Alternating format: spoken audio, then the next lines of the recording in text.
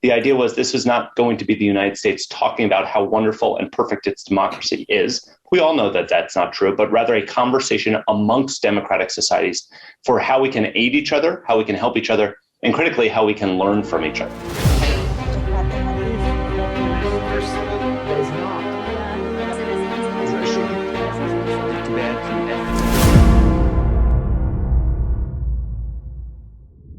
Dear ladies and gentlemen, welcome to Forum 2000 online chats, which offer interviews with politicians, experts, human rights defenders, journalists, and diplomats discussing the most significant current developments and looking at how they impact the future of democracy and freedom. My name is Irena Kalhousová, and I am head of the Herzl Center for Israel Studies at Charles University. Today, we will talk about the Summit for Democracy, organized by President Biden, which took place in December 2021. Our guest today is Dr. Charles Edel, Australia Chair and Senior Advisor at the Center for Strategic and International Studies. Welcome, Dr. Edel. Irena, thanks so much for having me on today. Can you give us a little bit of context? What was President Biden's motivation for organizing this summit? Was the summit aiming at the domestic audience or international community? And was the main driving force to show both to the American public and the world that after Trump, America is back as a defender of democratic values? Irena, thanks for that great and broad initial question, because look, I think it's very clear that through Biden's first year in office, he has said that there are a number of different priorities, making sure that the middle class in America is empowered, making sure that climate change is dealt with, making sure that China is dealt with, confronted, competed with. But over and above all of these is his conviction, which you hear in almost every set of remarks that he has given, that the core challenge that we face in the 21st century is rising, surging authoritarianism, while democracy has been on its back foot and has been in retreat. And we know that the numbers back this up, right? That the past 15 years, we've seen kind of democracies retreating and weakening from within. This is not only his first year in office, he said this on the campaign trail. So if we're looking for the origins of this Summit of Democracy that happened virtually, sadly, of course, because of the pandemic, but on December 9th and 10th of this past year, it dates back to his campaign for president, where partially aimed at what he saw President Donald Trump doing within the United States, kind of weakening the democratic foundations and institutions, but also this surge of authoritarianism abroad. President Biden, then candidate Biden, said that he would convene the world's democracies in his first year. And when a candidate says this, it becomes a pledge. And I said over and over again to friends, this was both the major initiative that he called for, and it was something that was new.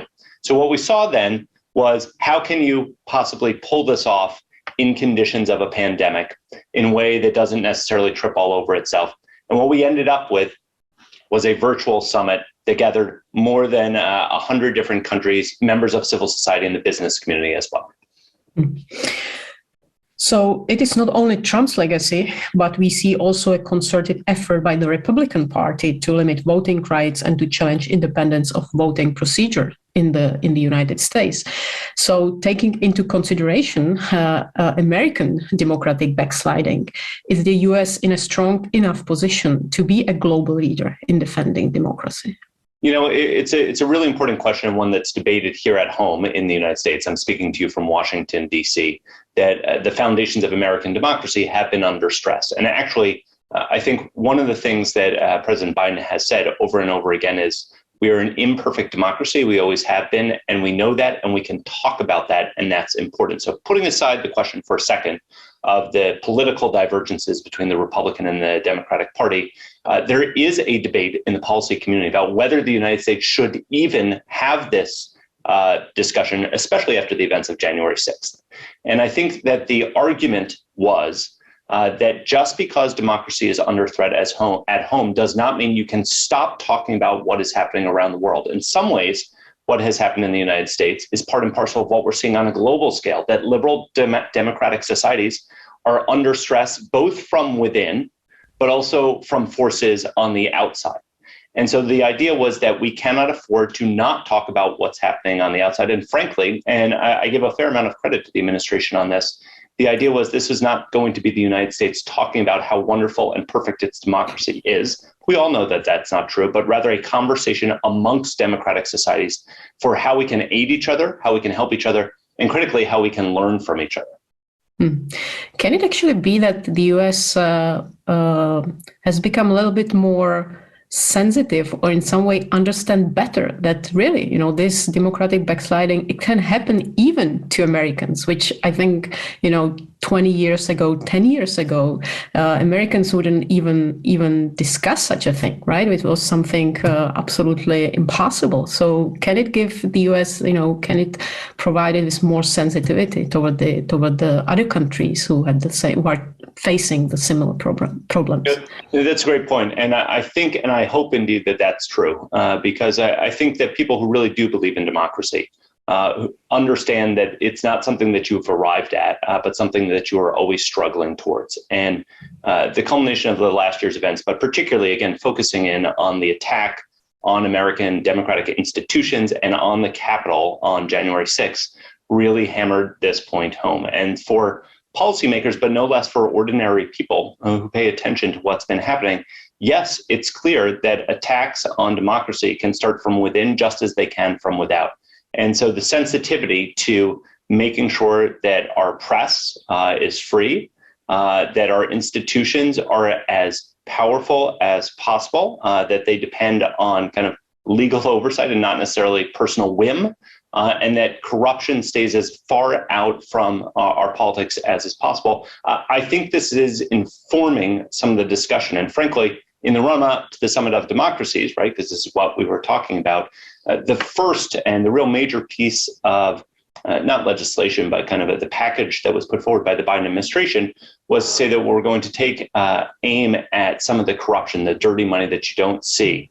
And actually, there was a fair amount of initiative put through that. And the idea was that bringing things to the light helps us understand what's going on both at home and abroad. But yes, to kind of step back, I think, Irena, your point is well taken that Americans, I hope, are humbled by the last 4 years to understand that we also face challenges to our own democracy. We are far from perfect, and that acknowledging that is a way to move forward. Mm-hmm.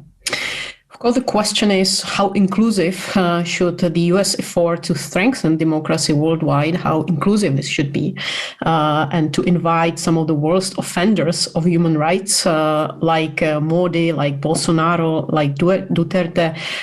So many were criticizing it, that it's going way too far. So what do you think about that? Well, look, we knew that before this started, that having a summit of democracies was going to be controversial.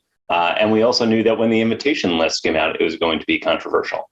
The way that the White House has framed this, rightly or wrongly, is that if you simply have a list of those who score highest on Freedom House Index or something else, you're going to have a very small club, and you're going to be excluding a lot of the people who have either backslid or are trying to move forward. So I think the idea, the aim was to take a Catholic approach, a much broader approach than a narrow approach.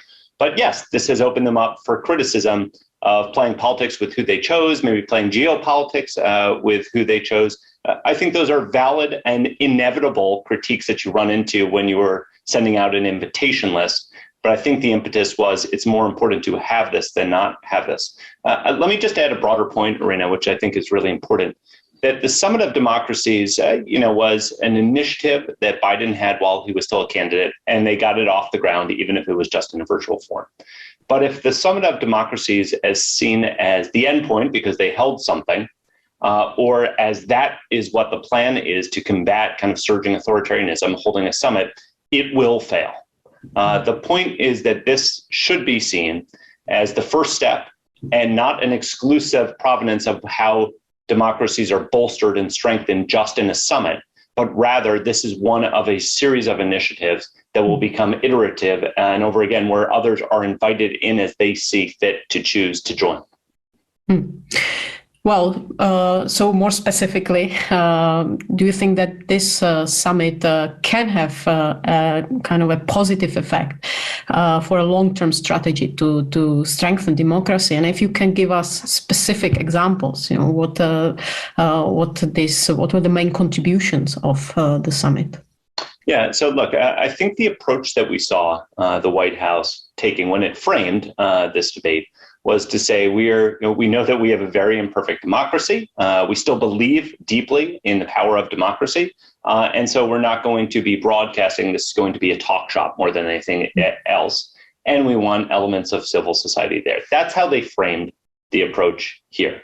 But I think if this is to be successful moving forward, we need there to be real practical outcomes to this. And in fact, this is something President Biden has said over and over again, not just limited to this Summit of Democracies, right? That if we are indeed in a battle between governing systems to define the course of the 21st century, between democratic systems and authoritarian actors, in everything ranging from what our economic space looks like to how we conceive of and deal in the technological realm to even in the military realm, that if we are in a battle between systems, we have to prove that democracies can deliver practical results for people and for societies. And so actually, I think you have seen a fair amount of progress in this, but you won't necessarily see it if you just constrain the view to the Summit of Democracies. So the major initiatives that I would put forward that the Biden administration has led, the quadrilateral grouping between India, Japan, Australia, and the United States is predicated upon delivering practical results, whether that's vaccine distribution or infrastructure projects or climate outcomes. The AUKUS deal between Australia, the United States, and the United Kingdom is predicated on democratic allies who share an awful lot and have a similar sense of kind of increasing tensions with Beijing can come together because they trust each other to share technology in a way that kind of enhances their military security.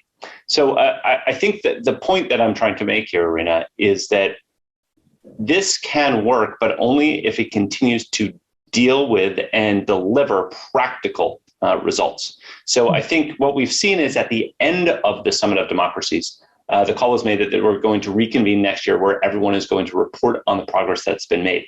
That's good, but I would also note on this initial Summit of Democracies, I haven't read every single country that was there's do-outs, but the United States put a fair amount of money behind some of the initiatives. I'm not sure any of the other countries that we saw there did. And unless there's actually action that kind of tracks with the lofty rhetoric, you will not have success here.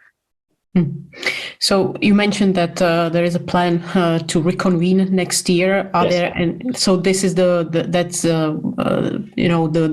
main thing for future, or are there any other plans how to move forward with this agenda, with Biden's agenda? Yeah, well, first of all, it's evolving, we should say, right? But yeah, so kind of step number one is that pandemic conditions allowing for there will be a reconvening of the summit, but it will be in person, which is always better, as we all know. As much as I enjoy talking with you over Zoom, we always do better when we're in person. The second part, and I think this is useful, is there were no hard targets that were put to this, but in order to drive an agenda forward, you actually have people, you want to get to a place where people are reporting on what they have done and setting targets for themselves and for others. The third area that I think is actually really critical here is that the Summit of Democracy should not be seen as the only vehicle upon which democratic support rests. That's a recipe where it's bound to fail. And so other initiatives, other groupings of like-minded countries, even if they don't all score 100% on the Freedom House Index, working together to show that democracy works and that it can promote practical, deliverable results for themselves and for others. That's, I really think, the measure of what we see happening in terms of the success of democracies being able to offer a positive vision that's attractive and useful in the 21st century. Dr. Edel, thank you very much for sharing with us your ideas. And thank you all for watching Forum 2000 online chats. And I hope to see you some other time. Thank you very much again. Thank you, Irena. I enjoyed the chat.